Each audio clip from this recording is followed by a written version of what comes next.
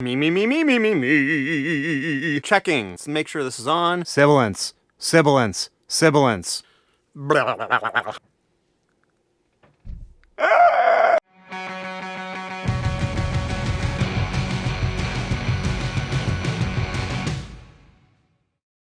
Hello, and welcome to a new edition of True Audiofiles. My name is Jim Carter.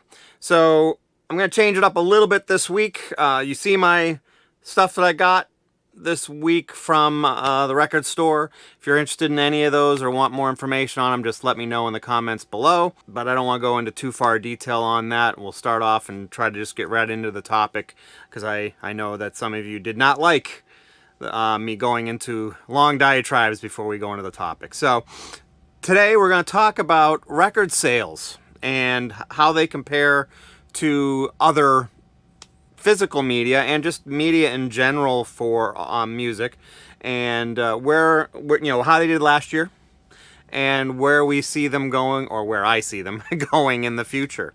So just to kind of give you a little bit of recap, and I'm just going to be reading off of this just so I make sure I get the numbers right. So CD sales were a little over almost 32 million units, where vinyl was a little under 23 million, so still not as many units, but the differences are that with record sales were up almost 24%, and units-wise now. I'm just talking about units, not actual dollars. And the CD sales were down almost 34%, 33.6. Now, the other interesting thing, though, also, I think for the first time, is digital downloads for albums is actually outselling CDs, which I'm kind of surprised about.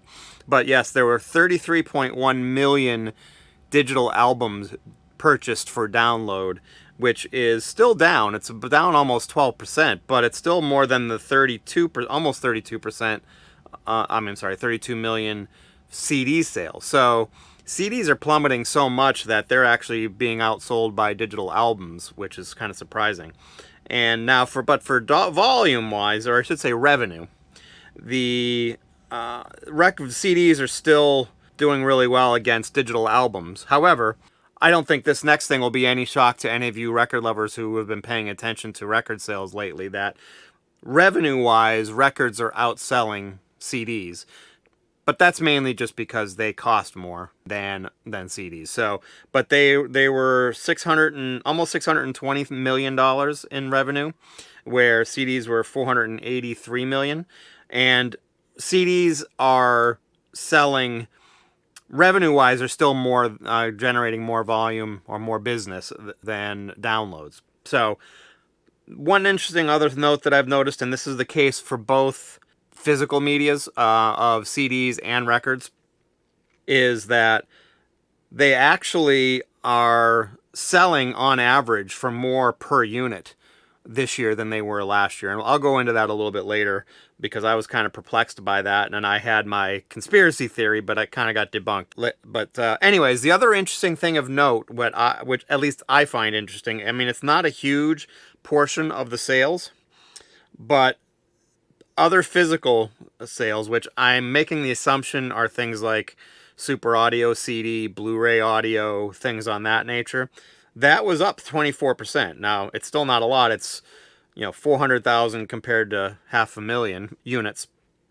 But it's still interesting to note that you're talking about a 24% sales gain. They actually had a bigger gain than records in terms of the percentage-wise of units. Now, number of unit jump is completely different. But, so interesting note that what some people consider higher quality sound quality than CDs are selling more than CDs, whether it's like Blu-ray audio and Super Audio CD or vinyl. And I'm not going to get into an argument about whether CDs and sound better than vinyl or vice versa, but I know that there are a lot of people out there that, like, I'm sure people that are watching this, that feel that vinyl sounds better than CD. But anyways, those are the interesting statistics. So you're talking about almost a 34% drop in unit sales on CDs, and almost a 24% rise in vinyl sales this year.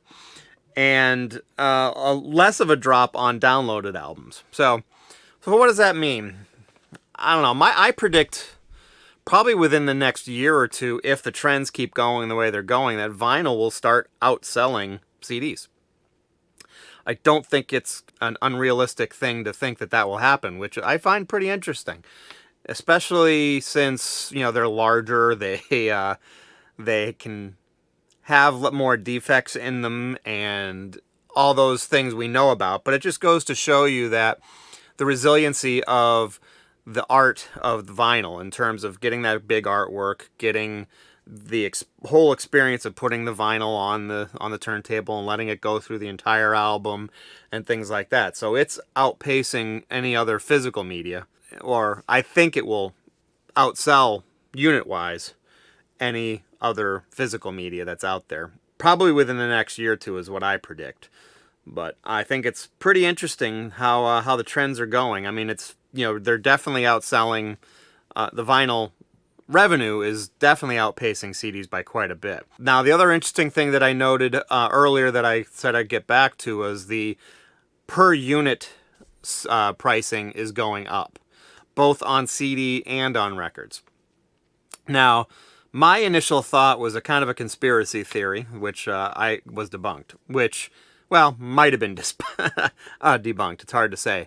But basically, my thought was, well, maybe they're raising the physical sale pricing per unit because they want more streaming revenue, because I think they make more money off of streaming, which I don't know that for a fact, but I'm quite certain that not artists, but labels make more money off of streaming services than they do off of physical media.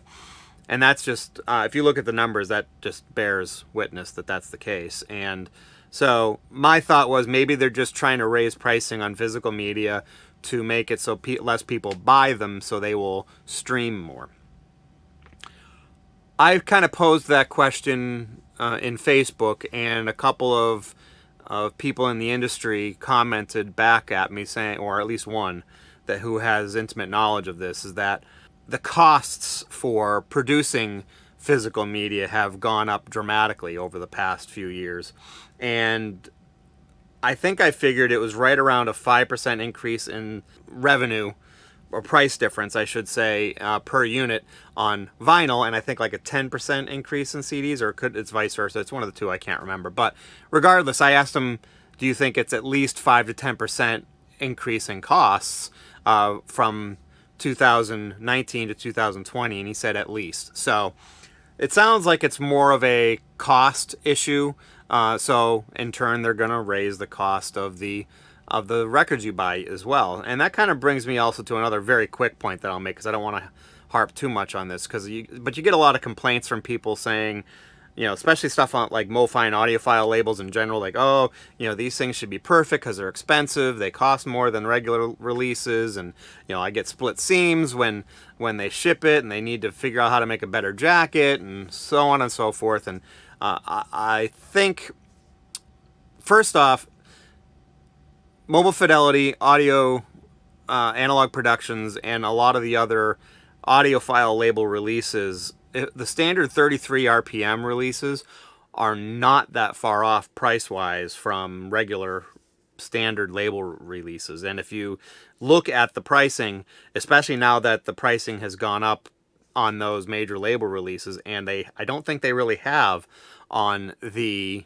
record, on the audiophile label 33 RPM releases, I think you're seeing that, you know, the pricing is very close. I mean, I want to say both Mobile Fidelity and Analog Productions are charging somewhere in the vicinity of $35 for their standard audiophile 33 RPM releases, and, you know, general label releases are somewhere between $25 and $30. Some going as high as $30 and $35. So competing price wise with those. So I don't really see there being that much of a difference. And I think some of the contributing factor for those costs from the audiophile labels is those people I was talking about earlier, where they expect perfection. So if there's the slightest little issue with them, they go in and try to get them exchanged because there's a split seam, or there's a scuff that is not audible on their vinyl, or there's maybe a slight warp or things like that. So every time you turn those in, that adds to their cost to produce these things. And I strongly believe, I don't have the numbers to back this up, but I strongly believe that audiophile releases on record have probably a higher return exchange rate on them than a standard release, even though they are pressed better and are better quality packaging, just because of people demanding perfection on them. So anyways, a little bit of a diatribe there, but I just wanted to kind of talk about that as well. So, all right, so that is my video for this week. I hope you enjoyed it. If you did, please like the video. If you want to see more of my videos, subscribe to my video channel. And if you want to know when my new videos come out, hit that alert button. And also follow me on Facebook, Twitter, and Instagram. I've actually just created a brand new group in Facebook. The page that I had before on Facebook was more of just kind of, they treated it like a business and not a group. So I still have that page, but I have decided now to move over and create a group instead that I'll probably post to both of them. But I really wanted to create the group because I found that I couldn't do proper polls or things like that on my other Facebook page. So please find my group. It's, True Audiofiles group in Facebook. I'll try to post a link to it if I can in this in the description in this video. But that is everything for this week. You have yourselves an awesome day and an awesome week, and I will talk to you next week.